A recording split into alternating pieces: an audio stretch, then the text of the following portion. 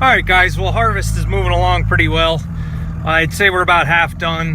This is the third day and seems to be going alright. I posted a picture on Instagram of a rock that got jammed in the feeder house. It was too big to even make it to the rock trap.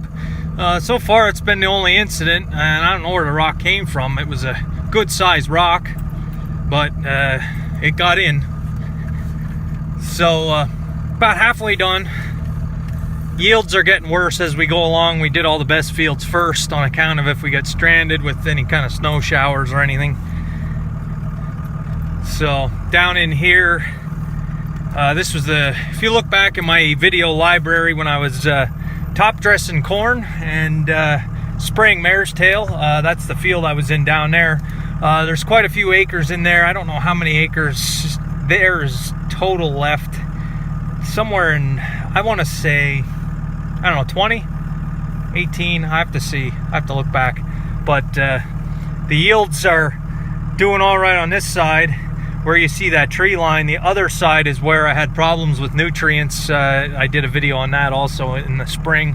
The verdict's still out on that. I probably, some spots there are lucky if I do 40 bushel to the acre. So I really have no idea what the yields are. I'm a little bit happier than I thought it was going to be. So right now my only way to estimate is just basically to measure by the truckload, and that doesn't really work. You can say that the truck will hold between 550 and 600 bushel, but you get into the dry weight, test weight, you never know.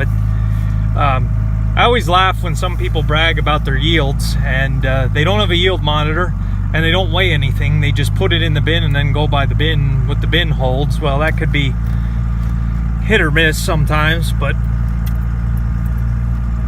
we're just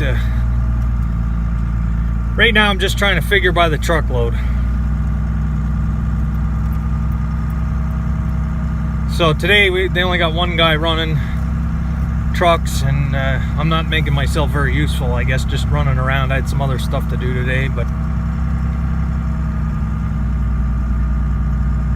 pretty well everything under the tree lines is shelled off, so that's pretty good. And I know a lot of people commented that why did I wait so long to start harvesting. Well, a couple reasons. First reason is I have to wait for the custom harvester, and I'm the second to last stop for him. So he had to do everything that they have. They do 1,000 acres of corn that they own, and then they do custom harvesting. So not having your own machine, I guess it can have some drawbacks. The other reason was, like I say, it was so wet. The corn was so wet with the rain and snow showers that we had in between. And with all the rain we had this year, it was very slow drying down. Some of you guys had commented about how their corn was still wet. And I went for a drive the other day out to an equipment dealer about an hour away from me. And on the drive, there is a heck of a lot of corn in Pennsylvania yet. I don't know the progress, how far everybody is, but like I said, there is a heck of a lot of corn out that has to be harvested yet. So get out and take a look. It looked to me like the bin was full, so maybe he shelled a load. So yeah, he's full. So that truck that just left was full, and then he's got 300 bushel or so in here. Field losses in this field look a lot better. I don't see any kernels here, so maybe this stuff was, yeah, there's a little bit. This stuff must have been a little bit wetter, maybe. Wasn't as dry as some of the other fields. And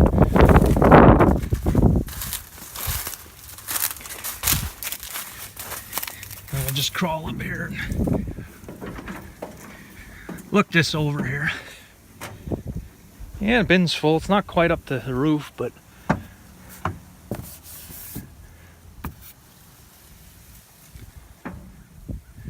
so that's not bad. Get to look in here. Let's see what we got. Feels dry. I don't know. I'd be interested to know what the test weight is. Like I say, they'll figure all that out when they take the trucks to their farm. They have a scale. to drive on, and they weigh all the trucks, of course, and figure out the test weight. So this stuff feels plenty dry. I mean, this is, you can put this right in the grain bin, no problem. I think you wouldn't have any problems. I sold my grain moisture tester that I had. I had one of those when I was over at my dad's. I got it at a sale, and worked pretty good. I plan to do some videos on my operation that I had over at my dad's and kind of what happened there, and why this is my second attempt at farming. It's not what you think. It's not. It wasn't financial. It's other reasons. But I'd like to do a story time on the equipment that I've owned, that I had over there. I had more equipment than I had acres. So yeah, it is a nice day today. Tomorrow we're looking at a 90% chance of rain showers. So tomorrow nothing's going to be happening. But then we got a whole week. It's Thanksgiving week. Of course you have Thanksgiving in there, but we have a whole week of real nice weather, and want to see if I can get spraying. I can't believe, for it being the end of November, I passed a guy today. He was out seeding with his no-till drill. It looked like a cover crop. I don't know if that's going to be beneficial this late in the year. Down the road in the future, I do plan on seeing if I can't pick up a no-till drill to do the cover crop thing, because the no-till system works a lot better if you can incorporate a cover crop. But that depends on getting your crop off in a timely manner, and so it has enough growth to be worth anything. Cover crops are going to help hold nutrients in the soil, help with nitrogen. So now if you're looking at this grass strip here, this is going to be corn next year. I finally made up my mind to do away with it. I have too much hay. Hay market sucks right now. Well, all the markets do, but I have a buyer for the corn. I don't really have buyers for the hay rate at the moment. So, I was going to spray it dead in the fall, so it's good for next year.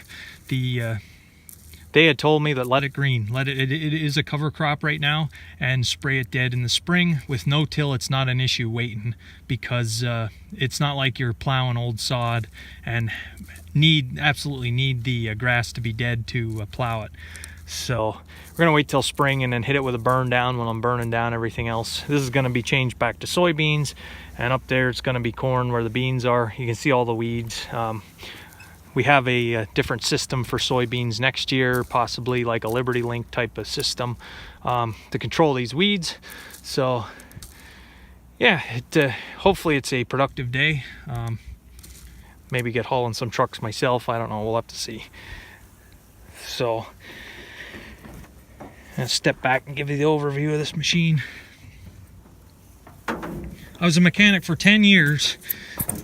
And I'm too dumb to figure out how to put this ladder down on the back to crawl up there. I can't believe it. It's gonna crawl up and look in the bin from the back, but I have no idea how in the heck. I know this side panel opens. I saw that on Minnesota Millennial Farmer, that he would open the side panel and put the staircase down. So I don't know if there's a lever I'm not seeing, but I'm not gonna mess with it.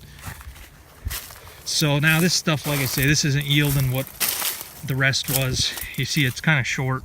That windstorm, this is the field that all the tops were broken off. And the cobs, they're good size, but there's only one. Some of you guys might think it was exaggeration, 244 bushels down in that 4.5 acres behind the barn. But some of those stalks, once we got out from the outside row that the crows had hammered, some of those stalks had 3 cobs on them, and that was a sod pasture for years and years and years and years. The pH was perfect. All the soil test results were perfect. I really didn't need to put any fertilizer on, and I still put 40 gallon of nitrogen on. Those of you guys in Pennsylvania, you probably know that in bottomland, in old sod, it's not unheard of to get 244 bushel. I was surprised when I told some people what the yield was, and they said it sounds like a fish story, but with the yield monitor and the 2 truckloads we got off of that field, I think we got 1,100 bushel off of that field. So you can do the math. But Anyway, up here I'm lucky if I'm doing 100 in some spots, so it's gonna balance out. We're in the hills, in the mountains, and it's a lot of red shale, a lot of rocks, a lot of deer. So yeah, beautiful day. So thanks for watching, guys. This was just a quick update. Tomorrow's video, maybe I'll have some more footage of combining. So thanks for watching.